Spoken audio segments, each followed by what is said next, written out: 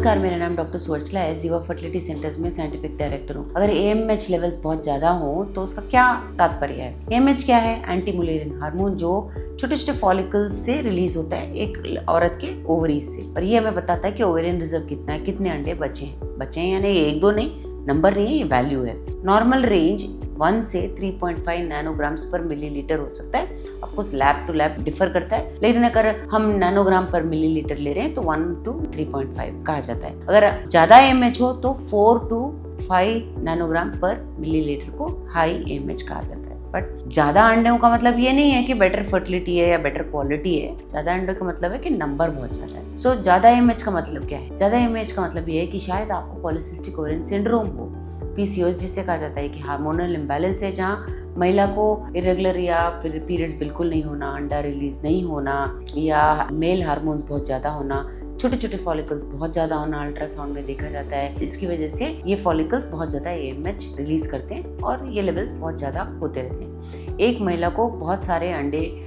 होने के बावजूद ओवुलेशन नहीं होना इस प्रॉब्लम में देखा गया है, और इसकी वजह से फर्टिलिटी प्रॉब्लम्स होते हैं। सो ये हाई AMH की वजह से ओवुलेशन इश्यूज हो सकते हैं। छोटे जो फॉलिकल्स हैं वो उसी स्टेज में स्टक हो जाते हैं, यानी कि आगे ग्रोथ नहीं होते, तो डोमिनेंट फॉलिकल होता नहीं है, वो मैच्योर नहीं होता और ओवुलेट नहीं हो पाता। ये एक समस्या है। हार्मोनल इम्बैलेंस हो सकता है। AMH की वजह से हाई LH होना, ल्यूटिनाइजिंग हार्मोन एंड्रोजेंस ज्यादा होना, और इसकी वजह से अंडा ठीक से रिलीज नहीं हो पाना भी देखा गया है हाई AMH की वजह से। इन महिलाओं में OHSS का भी रिस्क है, ओवेरियन हाइपरस्टिमुलेशन। इनको कुछ भी दवाइयाँ दो, बहुत ज़्यादा अंडे पड़ने लगते हैं मेडिकेशंस की वजह से वगैरह, और जो सीरियस कॉम्प्लिकेशन के साथ होने वाला इशू है ये। डायग्नोसिस यूजुअली ब्लड टेस्ट किया जाता है और क्लिनिकल साइंस की वजह से पता लगाया जाता है। PCOS में इरेगुलर पीरियड्स होना, एक्नी, पिंपल्स, हेयर ग्रोथ वगैरह होना, अल्ट्रासाउंड करने पर बहुत सारे फॉलिकल्स देखना ओवरीज में, इंसुलिन रेजिस्टेंस होना, हार्मोनल प्रोफाइल में ये सब पता चलता है। ट्रीटमेंट ऑप्शंस ये हैं कि आपको लाइफस्टाइल मैनेजमेंट करना चाहिए। ओवरवेट अगर हो या इंसुलिन रेजिस्टेंट अगर हो PCOS के साथ तो एक्सरसाइज कीजिए, वेट लॉस कीजिए। 5 to 10% वेट लॉस की वजह से अंडा अपने आप नेचुरली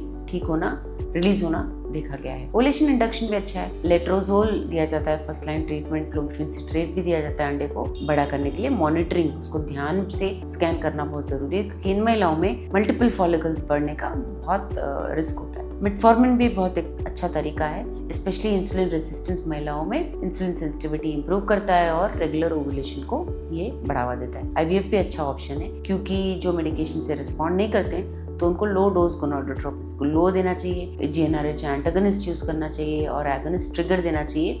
ये सब उसके प्रोटोकॉल्स हैं OHSS को अवॉइड करने के लिए। माइल्ड या नेचुरल साइकिल IVF भी कर सकते हैं, जिससे रिस्पॉन्स बहुत अच्छा होता है। इसके बारे में और जानकारी के लिए अवश्य जीवा फर्टिलिटी सेंटर से। धन्यवाद।